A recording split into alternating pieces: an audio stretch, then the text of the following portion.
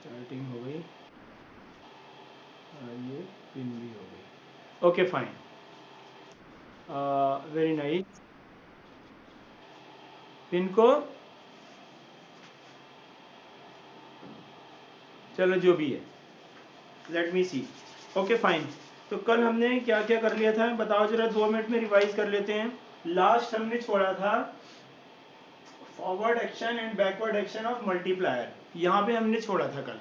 ठीक है, अभी आपको क्लियर आवाज आ रही है, सुनाई दे रहा है सब, वीडियो दिखाई दे रही है? Any problem? एक बार रिस्पॉन्स कर दो। हाँ, रिलेशनशिप हो गया था। रिलेशनशिप बिटवीन, ये हमने किया था, relationship between MPC and multiplier और एमपीएस एंड मल्टीप्लायर, ये दो के बीच में हमने कर लिया था। तो एमपीसी अगर पॉइंट सपोज करो एमपीसी 1 है तो मल्टीप्लायर की वैल्यू क्या आई थी? अगर एमपीसी 1 है तो मल्टीप्लायर कितना था बताओ जरा, इसमें फॉर्मूले में फिट कर दो। Infinite, multiplier was infinite. And अगर एमपीसी 0.8 है, थोड़ा कम कर दिया तो मल्टीप्लायर भी डिक्रीज हो गया। जब हम 0.8 लिया था तो इसकी वैल्यू कितनी आई थी? इसकी वैल्यू थी 5, आई थिंक 5 है ना, यही था ना? यस। अगर ये बढ़ के 0.9 हो गया तो इसकी वैल्यू हो जाएगी 10 आई थिंक। अगर यहाँ हमने 9 ले लिया 0.9 तो ये 1/0.1 आ गया, तो ऊपर 0 लगा दिया तो 10 हो गया। और अगर ये 0.5 है तो इट विल बी जस्ट 2। जैसे जैसे इसकी वैल्यू कम होगी तो ये भी इंक्रीज होता जाएगा। और अगर ये 0.1 है, ठीक है, अगर ये 0.1 है या ये एमपीसी 0 है, एमपीसी 0 है तो मल्टीप्लायर कितना होगा? अगर एमपीसी 0 है तो मल्टीप्लायर हो जाएगा केवल 1, क्योंकि 1 में से हमने 1 में से 0 माइनस किया तो आया 1, तो 1/1 इज इक्वल टू 1। मल्टीप्लायर कभी 0 नहीं होगा, मल्टीप्लायर विल नेवर बी 0। ये बिल्कुल ध्यान से समझ लो और सुन लो कि मल्टीप्लायर की वैल्यू जो है, minimum value of multiplier will be 1 and maximum value of multiplier will be infinity. तो आपके लिए क्वेश्चन हो गया यहाँ पे, क्या क्वेश्चन हो गया? What can be the minimum value and maximum value of multiplier. ठीक है, समझ में आ रहा है? Okay fine. ये एक एक नंबर एक क्वेश्चन है जो आपसे पूछ सकते हैं एग्जाम में। ऐसा कुछ नहीं है कि एक नंबर का क्वेश्चन नहीं आएगा, मतलब सब्जेक्टिव होगा। अभी तक आपका फॉर्मेट नहीं आया है, सैंपल पेपर नहीं आया है, तो जब तक सैंपल पेपर नहीं आता हम उसके बारे में कुछ नहीं कह सकते। बट ये आप समझ लो कि सब्जेक्टिव होने जा रहा है पेपर, तो 2 marks, 3 marks, 4 marks, 5 marks, 6 marks तक के क्वेश्चन आपके वहां पे हो सकते हैं। पॉसिबिलिटी है कि एक नंबर का ना हो, एमसीक्यू भी ना हो कोई, कुछ नहीं पता अभी जब तक सैंपल पेपर नहीं आता है। ठीक है, तो हमें सब कुछ थियोरेटिकल के हिसाब से करना है कि भाई हमें आंसर लिखने की प्रैक्टिस होनी चाहिए और हमारे पास अच्छा सा मटेरियल होना चाहिए कि भाई हम आंसर दे सकें, राइट? तो आपसे क्वेश्चन पूछ सकते हैं कि what is the relationship between MPC and multiplier, explain with the help of a table, explain with the help of a table और explain with the help of a numerical example. तो आपका ये numerical example हो गया और एक ये फॉर्मूले में वैल्यू को डाल के दिखा दो, आपका आंसर हो जाएगा। और हो जाएगा और उसमें आपको लिखना पड़ेगा कि MPC and multiplier has inverse relationship, when MPC increases multiplier decreases. ठीक है, नहीं, पॉजिटिव रिलेशन है, सॉरी, पॉजिटिव रिलेशन है, एमपीसी इंक्रीज होगा मल्टीप्लायर भी इंक्रीज होगा और एमपीसी डिक्रीज होगा तो मल्टीप्लायर भी डिक्रीज होगा। देयर इज पॉजिटिव रिलेशनशिप, भूलना नहीं है, पॉजिटिव रिलेशनशिप है, नेक टू नेक है। यहाँ पे अगर आप एमपीसी ले रहे हो, एमपीसी, और इधर आप मल्टीप्लायर ले रहे हो, तो इसकी जो वो है ऐसे बनेगी, इसका जो डायग्राम है वो ऐसे बनेगा। ठीक है, पॉजिटिव रिलेशनशिप है। तो आपको पता है कि एमपीसी और एमपीएस में इनवर्स रिलेशनशिप होता है। अगर एमपीसी 1 है तो एमपीएस होगा 0। बोलो यस और नो, बताइए। अगर एमपीसी 1 है तो एमपीएस कितना होगा? दोनों का टोटल क्या होता है? MPC plus MPS is equal to what? MPC plus MPS relationship में बताया था मैंने आपको। MPC और MPS को जोड़ेंगे तो क्या आता है? 1 आता है। 1 बोला आपने? हेलो, MPC और MPS को ऐड करेंगे तो 1 आएगा, बिल्कुल ठीक है। तो 1 तो हमारा MPC हो गया। अगर MPC 1 है तो 0 ही तो जोड़ेंगे तभी तो 1 आएगा। तो MPS कितना हो गया? 0 हो गया। अगर ये 0.5 है, ये 0.5 है, तो ये भी 0.5 होगा, तभी हमारा 1 आएगा, प्लस करेंगे तो अगर ये 0.8 है तो ये हो गया 0.2, ये अगर 0.9 है तो ये हो गया 0.1, ये 0.5 है तो ये भी हो गया 0.5, और ये अगर 0 है तो ये हो गया 1। मल्टीप्लायर की वैल्यू वही आएगी। 0 पे इंफिनिटी, अगर 0 पे इंफिनिटी, 0.2 पे 5, 0.1 पे कितना आ गया? 10 आ गया, 0.5 पे 2 आ गया, और 1 पे आ गया। 1 पे कितना आएगा? अगर ये 1 है, ये 0 है तो 1 आया, तो ये 1 है तो यहाँ पे भी 1 आएगा। तो जैसे जैसे इसकी वैल्यू क्या हो रही है, ये अगर डिक्रीज हुआ तो ये इंक्रीज होगा, ये अगर इंक्रीज हुआ तो ये डिक्रीज होगा, मतलब इनवर्स रिलेशनशिप है। MPC, MPS और मल्टीप्लायर हैज इनवर्स रिलेशनशिप, इनके बीच में इनवर्स रिलेशनशिप है, और MPC और मल्टीप्लायर में पॉजिटिव रिलेशनशिप है। ये हमने कल कर लिया था। इसको हम फॉरवर्ड एक्शन कहते हैं, फॉरवर्ड एक्शन ऑफ मल्टीप्लायर।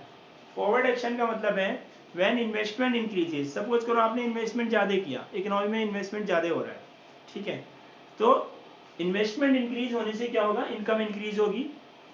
पहले राउंड में 100 की इनकम इंक्रीज हो जाएगी, राइट?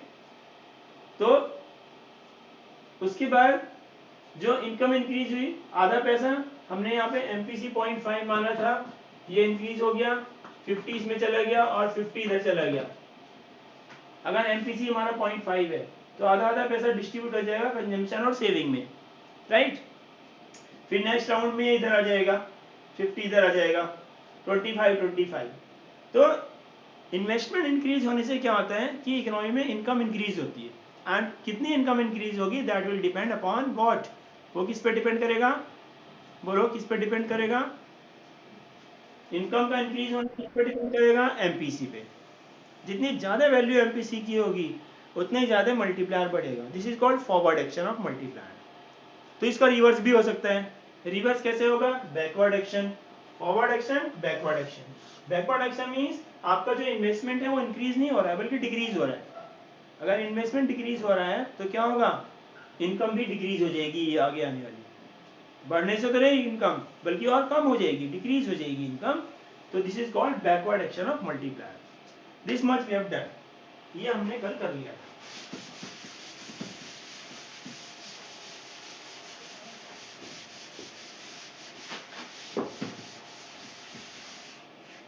ओके, चलिए आगे बढ़ते हैं। आगे बढ़ते हैं। रिलेशनशिप हो गया सारा हमारा, हमने ऑटोनोमस वगैरह कराया था। Forward backward action of multiplier हो गया। एक्सपोस्ट, एक और वर्ड यहाँ पे आता है, बहुत ही इंपॉर्टेंट है, एग्रीगेट इफेक्टिव डिमांड। नोट कर लो इसको भी, एग्रीगेट इफेक्टिव डिमांड। ये क्या है? Aggregate effective demand. अब एग्रीगेट और डिमांड ये तो पढ़ लिया आपने कि aggregate demand is sum total of C plus I। Consumption और इन्वेस्टमेंट का जो टोटल होता है वो एग्रीगेट डिमांड होता है। अब ये इफेक्टिव डिमांड क्या है? इफेक्टिव डिमांड का मतलब है, ये देखो, ये हमारा एग्रीगेट सप्लाई हो गया, ये हमारा एग्रीगेट डिमांड हो गया। This is our aggregate supply और this is our aggregate demand, ठीक है। यहाँ पे क्या है? What does this point show? AD equal to AS है या नहीं है? दोनों इक्वल हो गया, इक्विलिब्रियम हो गया इकोनॉमी का, इकोनॉमी का इक्विलिब्रियम हो गया। Equilibrium of economy means equilibrium of income, employment and output in the economy, country के अंदर, राइट? तो ये जो पॉइंट है एग्रीगेट डिमांड, तो यहां से लेके यहां तक है, पूरी है। लेकिन इफेक्टिव कौन सी है? ये वाली इफेक्टिव है। ये इफेक्टिव है where aggregate demand is equal to aggregate supply. That's all about this. इसके बारे में मुझे ज्यादा नहीं बताना। Aggregate effective demand is the demand that aggregate demand where aggregate demand is equal to aggregate supply, right? And equilibrium of economy occur. ये यहाँ पे ये इफेक्टिव है, ये भी इफेक्टिव नहीं है, ये भी इफेक्टिव नहीं है, इफेक्टिव ये है क्योंकि यहाँ पे एग्रीगेट डिमांड अगर ये है AD is greater than AS तो आउटपुट बढ़ेगा। मैंने बता दिया था आपको, if aggregate demand is greater than aggregate supply तो क्या होगा, producer will plan to produce more goods and they will be increasing the output because demand ज़्यादा आ रही है भाई, लोग ज़्यादा खरीदने आ रहे हैं तो ज़्यादा ही डिमांड प्रोडक्शन करेंगे ना वो। एंड अगर इधर आते हैं हम, यहाँ पे aggregate demand less and aggregate supply more means output is more and people are not demanding neither for consumption nor for investment. दोनों ही चीज़ें का टोटल जो है वो एग्रीगेट सप्लाई से कम है, आउटपुट से कम है, तो प्रोड्यूसर प्रोडक्शन क्यों करेगा, he will cut down the output, वो अपना आउटपुट कम कर देगा, ठीक है ना।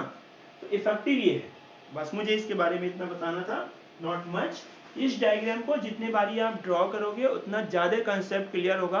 बार बार ड्रॉ करो इस डायग्राम को, बार बार करो, आप 5 बार करो, 10 बार करो, बार बार वो डायग्राम ड्रॉ करो कि ये भाई हमारा क्या है, ये हमारा इन्वेस्टमेंट है, ये हमारा एग्रीगेट डिमांड है, ये हमारा क्या है, बता सकते हो ये कौन सी लाइन है, ये कौन सी लाइन है, व्हाट इज दिस लाइन, सी है ये कंजम्पशन है, अच्छा अच्छा okay, what is this line, ये क्या है, एस है ये सेविंग है। बार बार ड्रॉ करो, जितनी बार ड्रॉ करोगे एफिशिएंसी बढ़ जाएगी आपकी। 1 मिनट में 30 सेकंड में सारे डायग्राम ड्रॉ कर दोगे आप। यहाँ पे इक्वल है, इक्विलिब्रियम है, यहाँ इक्विलिब्रियम में, और यहाँ पे क्या है बताओ, what does this point show, ये पॉइंट क्या शो कर रहा है, यहाँ पे क्या इक्वल है, AS मतलब income, income is equal to consumption, C is equal to Y, जहां पे C is equal to Y होता है वहां पे सेविंग क्या होगी, ये saving, S is 0, S is 0, जहां पे एग्रीगेट डिमांड एग्रीगेट सप्लाई के इक्वल होगा वहां पे क्या चीज है, दो, ये वहां पे क्या दो चीज सेम है, S is equal to I, saving और इन्वेस्टमेंट इक्वल होंगे, जहां पे AD इक्वल टू S है वहीं पे S और I इक्वल होंगे। इक्विलिब्रियम की दो कंडीशन है, there are two approaches of equilibrium of an economy, जिसकी हेल्प से आप इक्विलिब्रियम इकोनॉमी को शो कर सकते हो। AD इक्वल टू S और S is equal to I, दो अप्रोच है, नोट्स में पढ़ लेना आप, मैंने एक्सप्लेन भी कर दिया था। जहां पे C is equal to Y है वहां पे सेविंग 0 होगी, समझ गए ध्यान से आप, समझ लो। अगर एग्रीगेट डिमांड कम है, एग्रीगेट सप्लाई ज्यादा है, तो saving will be greater than investment, saving will be greater than investment. If aggregate demand is less, aggregate supply is more, ये देखो, तो saving will be less than investment.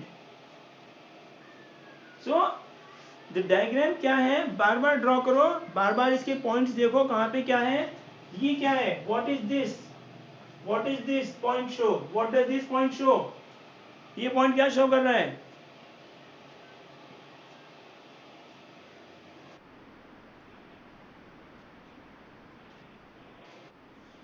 Saving is 0, I don't think, check करो, income is 0, yes, no this point, ये this point, यहाँ पे base line ये है, autonomous consumption, whatever it is, minimum consumption है, बिल्कुल ठीक है, इनकम 0 यहाँ पे है, मिनिमम कंजम्पशन ही है, तो दिस इज ऑटोनोमस कंजम्पशन, ठीक है, हेलो, ऑटोनोमस कंजम्पशन हो गया ना, yes. What does this point show, this one, ये what does this point show, ये क्या शो कर रहा है, autonomous saving. So you should be clear about all the points, हर पॉइंट, हर डायग्राम, हर कर्व, एवरी कर्व क्या शो कर रहा है, ये आपको बिल्कुल क्लियर होना चाहिए इसमें, ठीक है। किसी भी पॉइंट पे उंगली रख के आप पूछ लो भाई क्या है, तो इसका मतलब यू हैव परफेक्ट नॉलेज, आपको सारी चीजों की नॉलेज हो गई, इसका मतलब ये है, ठीक है, क्लियर हो गया ना। अब हम इस डायग्राम में आपको एक नई चीज दिखाते हैं, अब इस डायग्राम में मैं आपको एक चीज दिखा रहा हूं, ध्यान से देखना। ये हमारा इधर एम्प्लॉयमेंट, आउटपुट और इनकम है। यहाँ पे एम्प्लॉयमेंट कितना है बताइए? ये हमारा एग्रीगेट सप्लाई है, ये एग्रीगेट डिमांड है, ये एडी हो गया, ये एएस हो गया। यहाँ पे इकोनॉमी का इक्विलिब्रियम है, ये इकोनॉमी का इक्विलिब्रियम हो गया, एडी इक्वल टू एएस हो गया। अब यहाँ पे एम्प्लॉयमेंट बताओ कितना है? How much is employment level? Zero employment, nobody is employed in the economy, employment is zero, output is zero, income is zero. अब जब इधर चलेंगे तो एम्प्लॉयमेंट लेवल क्या होगा? क्या होगा? एम्प्लॉयमेंट लेवल इंक्रीज होगा, मतलब more and more people are getting employment, ज्यादा से ज्यादा लोगों को एम्प्लॉयमेंट मिल जाएगा। एम्प्लॉयमेंट किनको मिलना है? जो वर्किंग एज में है। हम मानते हैं कि 16 to 60 ईयर की जो एज है वो वर्किंग एज है, इकोनॉमी में ऐसा ही होता है, ऐसा ही मानते हैं हम। 16 ईयर से कम वाले छोटे बच्चे हैं, they are school going, they are not working population और अर्निंग मेंबर नहीं है। और 60 ईयर के बाद बंदा रिटायर हो जाता है तो वो वर्किंग मेंबर नहीं माना जाता है, वो डिपेंडेंट पॉपुलेशन है। तो 16 से कम वाले और 60